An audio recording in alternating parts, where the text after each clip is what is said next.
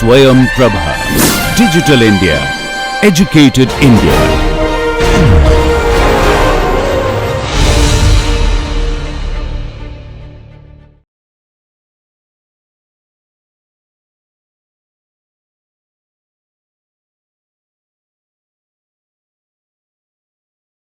Let's continue with constraint. I have to speed up a bit, but initially I want it to be a little slow so that we are all on the same page. You see the motivation of why we're doing all this. And now again, because it's a kind of crash course, so many things I want to talk about. You are not going to get details of everything, but don't worry, you can look into the literature and the slides a bit more. But I mentioned to you about the book, so you can get more information, not only this book but other optimization books as well. I'm just trying to give you as a first course to you to know overall what is in this literature, what are possibilities and things like that. I think the best thing to do is, if you always think of in the context of a problem that you have, either is your thesis problem or some other problem in your area, and think of an optimization problem which should be design or some setting up, like that first slide I showed you with different problems, and then think of the variables, objective function, constraints, and what I am doing here, how that will be applied there. If you think with the context of a problem, you will enjoy it a bit more and you can see what the relationships are, and then you can ask me an appropriate question. Alright, so I'm thinking of a design or decision set of variables x1 to xn, there are n variables. And I've already talked to you about this NLP, objective function to be minimized, constraints, inequality, equality, there could be number of them, variable bounds. Okay, so we talked about that. Now when you have constraints, so far the bounding phase golden section for single variable, the combination of both, and either Nelder-made direct search method or the gradient based methods ending up with marquards. And there are many other sophisticated methods like conjugate direction, conjugate gradient, reduced methods. There are so many different methods. Frank-Wolf. My first book talks about many of those algorithms actually. We didn't talk about constraints at all. Now we're talking about constraints, and constraints are important in real world problems, which means so far you only had F, there is no G and H. But when you have constraints, there is a theory, and the theory says if any x that you have satisfy all of these conditions, in addition to there are some constraint qualification conditions, we are not talking about it here, but they usually comes with gradients again. Once you do that, that's called a KKT point. KKT comes from the three authors, Karush, Kuhn and Takar. These are the three people who came up with this theory. And so if your solution X satisfies all of these conditions along with that constraint qualification conditions, it's called a KKT point. Okay, that doesn't mean they're optimum, but an optimum has to be a KKT point. So it's a necessary condition for an optimum to satisfy these conditions. Now of course, as you see, to satisfy these conditions you need to know the gradient of every objective function and every constraint function. If you don't have them, you can't apply it. Okay. Once you satisfy this for the particular, so x is given here, x is coming from your algorithm and you are checking if it's a KKT point. If it's not a KKT point, it's not an optima for sure. If it's a KKT point, it need not be an optima.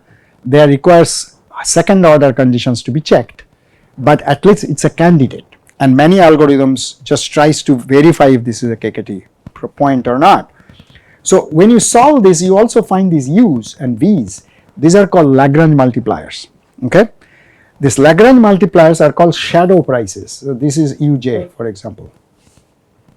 B, so for example, if you have gjx, one of the constraint less than, so let's say I'm going to do less than equal to 0, then if I do it like gjx less than equal to 1, I increase this by 1.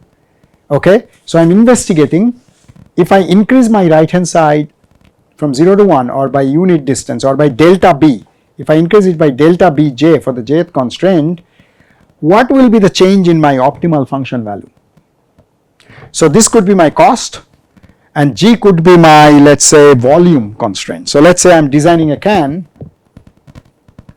with volume inside, I want certain V. So V to be greater than equal to, let's say, 300 milliliter. So, and I minimize the total surface area. I'm two variables, D and height H. Okay. So I can find an F star. I can find the area, let's say A star. That's the optimum for this problem. Now I'm checking, what if I told him 301? So I want a bit more volume, 1 unit of more volume. How will this increase? Because this is going to increase, right? How will this increase? One thing I could do, I can re-optimize with 300 being 301 and re-optimize and find new A star and then see. But if you know the Lagrange multiplier for this constant, that means U, if you know, this U is nothing but the change in the function value divided by the change in the right hand side. So change in right hand side I already put 1. So U will be basically same as the change in the function value. So you see, doing another optimization, not doing another optimization, if you know these Lagrange multipliers which are called shadow prices, you can actually do some sensitivity analysis. How sensitive is my optimum with the right hand side resource that I put in? It's a very important concept, and lot of design, I'm dealing with a lot of design engineers from auto industries. These are the questions they ask all the time. They're never happy with the design. They give you a project, you did everything and you optimized and given them a result. You think they will be jumping around with that? No. They are looking at it as they are doubting everything. They said, what if I told you that this constraint I can relax a bit? We are basically talking about this. Can you tell us how the solution improves or doesn't improve or what happens? So they are trying to basically do a exploration of the design to see the sensitivities of various parts. These are very important for designers, right?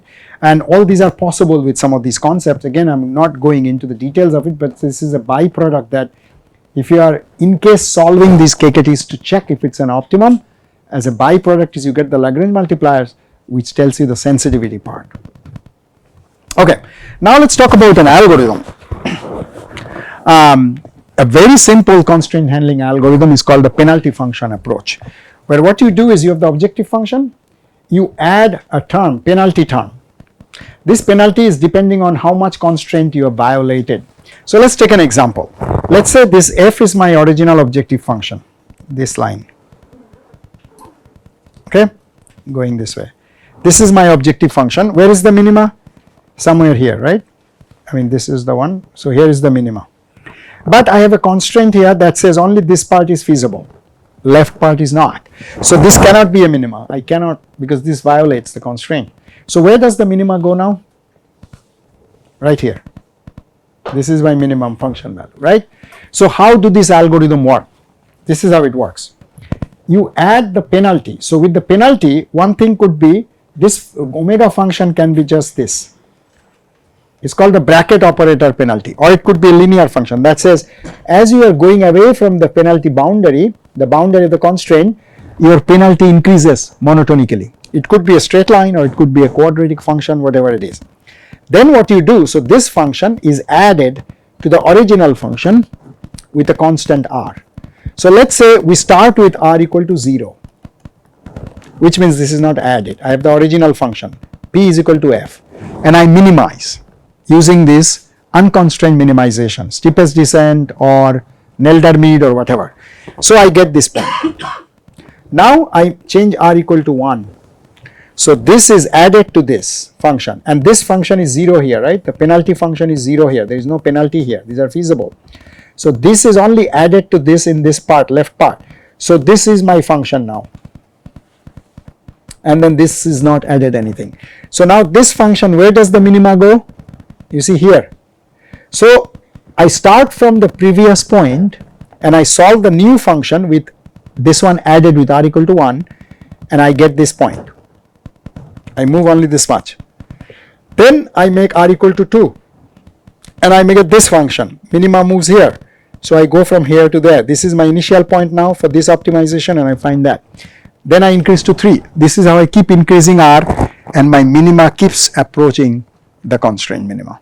So at the end, you are going to be so close here to this minima that you can say, okay, I'm happy with this, and every time you are adding r, you're increasing R, it's not giving me a very different value, so I stop.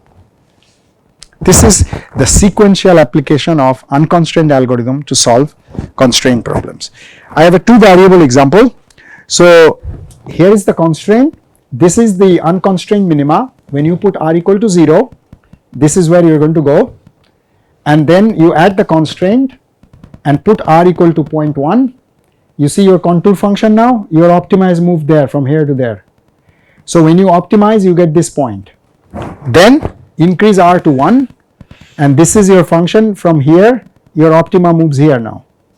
And then go to R equal to 10, your optima moves very close to where the actual thing is. So you see, starting from here, you are actually moving this way to the minima.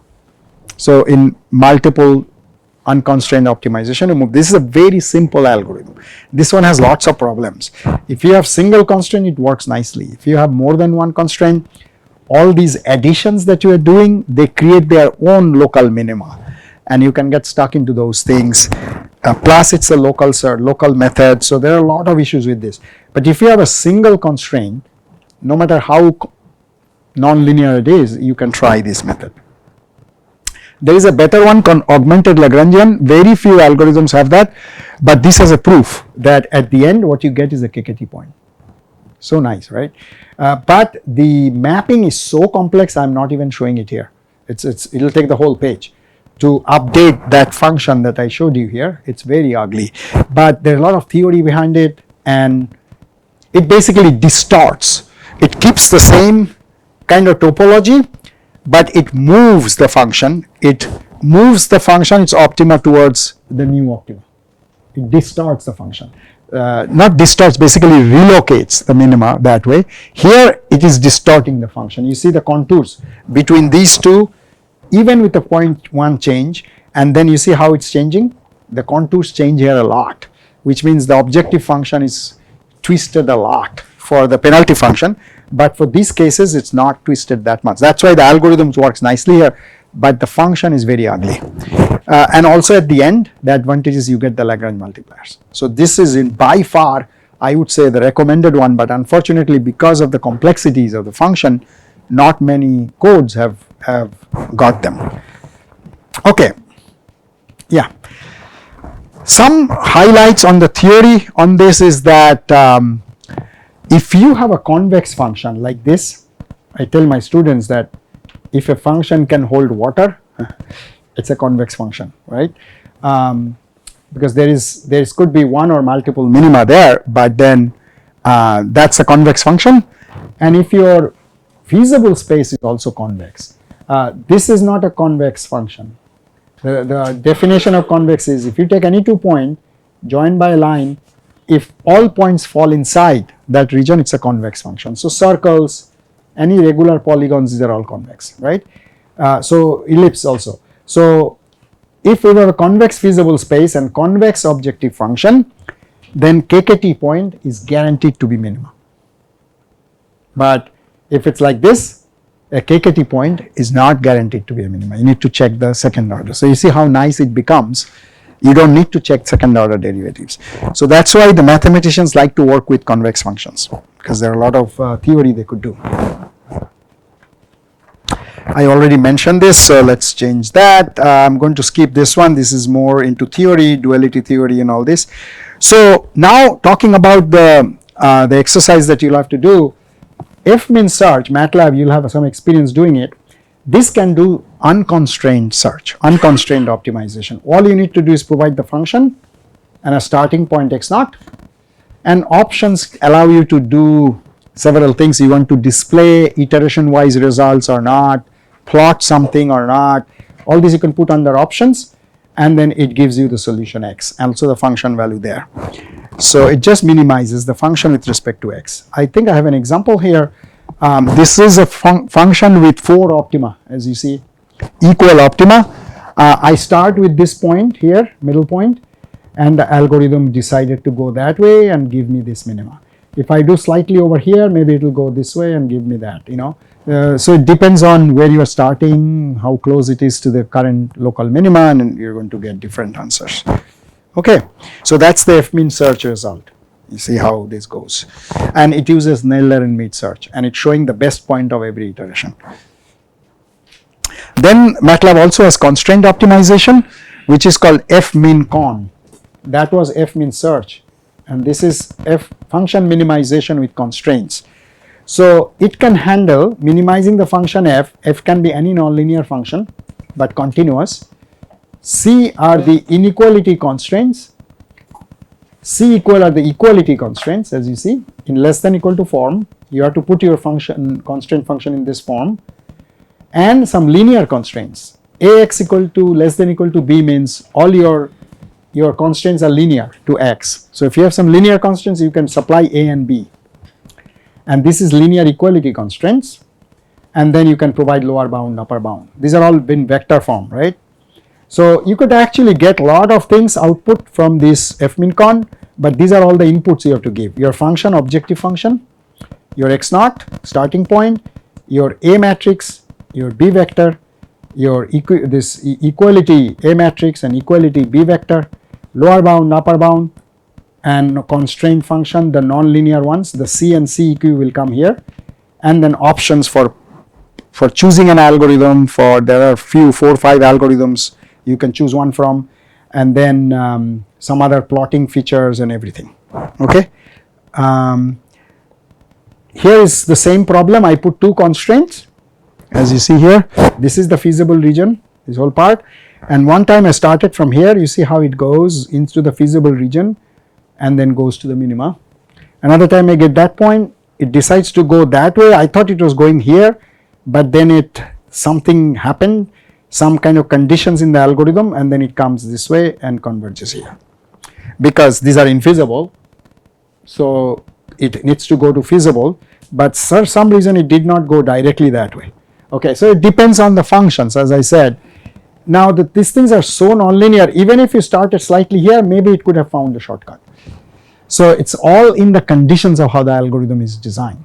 So if you want to change these algorithms to customize it, it's very, very difficult. Okay, because so many things are going on at the background. So these are not very flexible, but you see they work nicely, right? Now these are both equal optima. Which one it goes, you have no control. Unless you know that here I know there is a minima, so if you supply any point here, then you can get there, or that one. Otherwise, if you have no idea where the minima is, it's going to take you there, but which one, you don't know. Sir, Yeah, just question. a couple of questions. Yeah, When you're talking about, I do understand the optimal solution. yeah. But how are we getting this feasible solution space? By defining the constraints. So you define this constraint boundary that this side is feasible. So there is a mathematical definition of this function. Maybe I'll show you an example, and this is another constraint that says left side is feasible, and then combination of this makes this part feasible, and there are variable bounds that x1 goes between -5 and 5, and this one goes from this to this, and that's how the whole thing is bounded. Yes. Yeah. If it's like something like linear programming, like if it's an linear inequality conditions, I do understand. Yeah. But how do we do it in case of an So- transcendental equation like sin x, whatever? Right, all you have to do is supply it here in this nonlinear. Let me see if I have an example here. No, I don't have. Going all the way to the end, no, I don't have. Okay, I need to show it from my. So when I get into the assignment stage, I will show you an example where to put these constraints and how this algorithm then takes care of that. Okay, that's a good question. Any other? Okay, very short about linear and integer programming is that when you have everything linear, all your objective function and constraints are linear, this is what you get. Your feasible space will be bounded by straight lines or linear hyperplanes, because everything is linear. All these constraints are linear functions of x1, x2, right? So this makes this part feasible. Now your optimum, okay, so tell me one thing now. So this is the blue region is the feasible part, and my objective function is also linear, right? Okay, which means if I draw the contour, it's going to be these parallel lines. The slope of this depends on the respective coefficients of x1, x2 and the objective function. Can one of the point inside this space be optimum, be minimum? Why not? Go ahead, try. That's the correct answer, but why not? Why can't I have this point as a minima? Or any point inside the interior of this blue region? That's because these contour functions will either reduce this way or reduce that way depending on the coefficient values, right? So let's say it reduces this way, or let's say reduces this way, let's say reduces. So that means this one may be 100, this one may be 90, 80, 70, this is and I'm minimizing the function. So I will end up to the last one before I leave my blue region. So maybe there is a line that's going through this one here, parallel to this. That's the last line, and this could be 70, 60, maybe 55. If I want to go less than 55, my line is going to be not intersecting with the blue region. So that's the minimum f that I can get, which is 55. If it's here, it's going to be around 92 or 80 to 88 or something. So it's not minimum. So when you have everything linear, you have a polygon in case of two variables. That's the feasible region, which is always convex. And since your objective function is also linear, it has to be one of the endpoints or the apexes or the entire line. If this function is parallel to this line, then any of these points will have the same optimal value. So you can never have any point inside as your optimal point. Does that make sense? So if I know that I have a polygonal space which is feasible, inside I'll never have the minima, what's the point of searching inside? So there are smart people. There's a guy called Danzig, long time ago, I think it's in 65 or so. He came up with a method that only searches exterior these points. Not even these points. It searches only the corner points. Okay, because you know that one of the corner points has to be the minima. So he has a very fast algorithm on going through the corner points and very quickly figuring out which is the minima, because there will be very few corner points, right? Okay, there is an Indian even smarter guy called Karmarkar. You may have heard. He was an IIT Mumbai student, then ended up joined in US. So he came up with an idea that says when you have many variables, number of variables here is 2, and linear programming can solve 1 million to 10 million very easily because it's a very fast algorithm. But he showed that when you have going over million variables and you have like to the tune of hundreds of thousands of constraints, now you think of a very large dimensional space with lots of these hyperplanes making lots of corner points. Number of corner points also is very large. So Danzig's method, going from one corner point to the next, to the next, to the next, also takes a lot of time. And it takes so much time that he said it's better to search from inside and get to the corner. Because you see how the paradigm shift happens with large dimensions. So he came up with a predictor corrector method, which is now very well known. He got lots of prizes, and I think at some point he got tired with US, and then he came back, and somewhere around Pune or somewhere he settled. He's now advisor to Tata and every other some government places. Genius guy. So he came up with this method which is for large variables linear programming. His method is known as Karmarkar's algorithm. Okay, so that's the story on the linear programming, but I'm not going again details of how do you find all this. Any standard operations research book will have them. There are a lot of codes available. MATLAB has linprog, which you could do. This brings us to discrete linear programming or integer linear programming. So you have a linear programming, everything is linear, but your variables, some of the variables or all variables are now discrete or integers, which means the Karmarkar's method or Danzig's method will not work because you jump from one to the other, right? So, so these points fall here, but this is not one of the, so here is one discrete, next one allowed is here. So these corner points, if you search, they are always infeasible or mostly infeasible. You have to jump, you have to kind of get to these one of the feasible points which are discrete. So their method will not work. So they come up with this fix up called branch and bound or branch and cut method. What you do is you assume they are not discrete or integers. You assume they are all continuous. So you can use Danzig's method or Karmarkar's method. and you solve them, you find the values, variable values. So that's assuming it's not discrete. Now let's say this problem both have to be integers. That's one of the restrictions. X1 has to be how many trucks, X2 has to be how many buses. So you cannot have 7.31 buses and 4.56 trucks, right? So it has to be an integer. So you say, okay, none of them I can use now, but I've got some good solution. And then you say, I can choose any one of them. Let's say this is my most important variable. I'm going to split this into two numbers, which is the floor and the ceil of the allowable thing. So floor of this is 4 and ceil of this is 5. I'm going to add to this LP1 this constraint and make LP2, linear programming 2. And I'm going to add this constraints to LP1 and make LP3. Okay, I've just added a constraint to each one of them. I can still use Danzig's method and solve again, and I find another solution of x1, x2. I find another solution of x1, x2. Now three things can happen. One, when I add this constraint, it contradicts and I don't find any feasible solution, because inside this LP1 I have a constraint that says x1 has to be less than 4, and this constraint says x1 has to be greater than 5.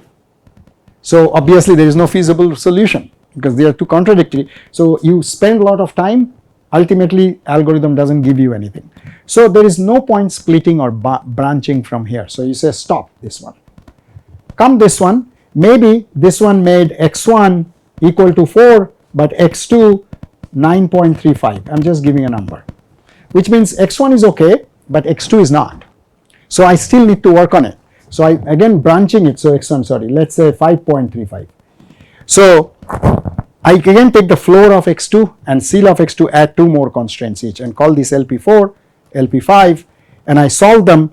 I get an integer solution. I get, let's say, x1 equal to 3 and x2 equal to let's say 5. So I get an integer solution. This is acceptable to me. So I don't want to branch anymore. Okay. Let's say now I come here, I get another thing not satisfy, a branch again, and I come here, I get another integer solution. Now, so this gets integer solution, I stop. But this one, let's say I get a non-integer solution. But let's say here the function value is 10 and I'm minimizing. Here the function value I get is 12. So first way to branch is I have infeasibility, so there's no point to branch. Second of not branching, bounding. First way of bounding is that I got an infeasible solution, no point for me to branch anymore. Second way is I've got an integer solution, so why do I branch again? I stop.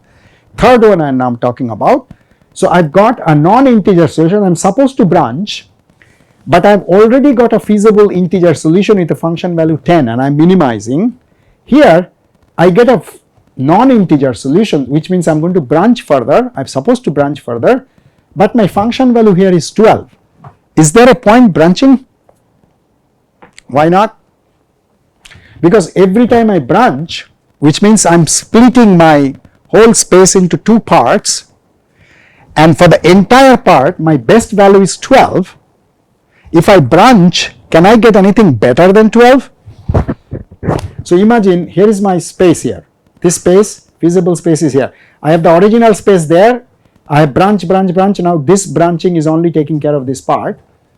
I have decided to split it. So this is for my LP6 and this is for my LP7, and this is the inside part that I have not included between 4 and 5, right here. So overall I have got the best solution maybe somewhere here with a function value 12. This is best overall in this. If I split this, can I get anything better than 12, anything less than 12? No. In that case I would have gotten it here itself, because this 12 is for the considering the entire thing. I have split this into two parts, actually three parts. One is there is no feasible solution. So I am not expecting to get anything here better than 12, and I already have a solution with 10. So why do I care?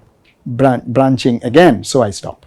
So these are the three ways you can stop, you can fathom. They call it fathom also. And then you see, you may have an integer solution here, you may have an integer solution here, and then you see which one is better. Now, if you have few variables, this branching takes very less time, and it's a nice algorithm. But I'll show you an example where we had very large number of variables, like 2000 variables. This doesn't work.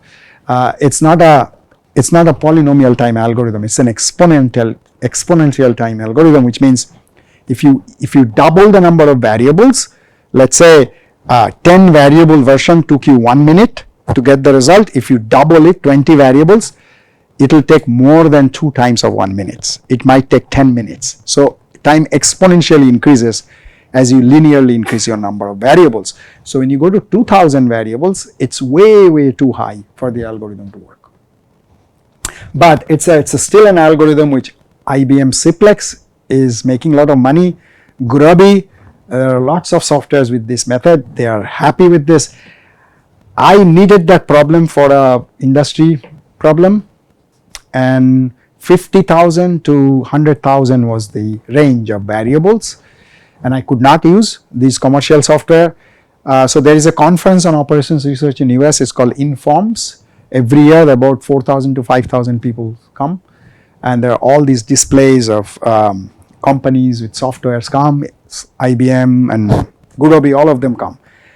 So I went to them with this problem. I told them that I cannot use it more than 1,800 variables. I need to go to 50,000 here. They look at me and said, "Are you sure?" I said, "Yes, here is the problem formulation." And they try to talk me around on other things. I said, "No, can your algorithm solve this problem?" And they said, "We have to check with our research team." I said, "Please do. I'll give you the code, my problem formulation." After a month, they came back and says, "No, it's too big a problem." They have some versions of it which I have to pay like a whole lot to get it, and I don't know even what. So that's kind of a difficult. So dimensions, optimization literature, in many places you will find they write there is always scarce of dimensionality. As the dimensions increase, the apparent algorithm that works for few dimensions stop working, and I have seen that so many times.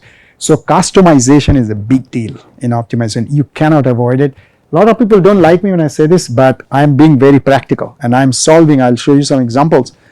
I will show you an example which nobody has solved. I think there are 1 or 2 I have seen since I've done this. A billion variable, not 2 variable, a billion with a B. We could solve using these kinds of problems using evolutionary methods. So there are certain issues with optimization literature and people are working on it, but customization, if you do, then you can solve problems with large dimensions as well.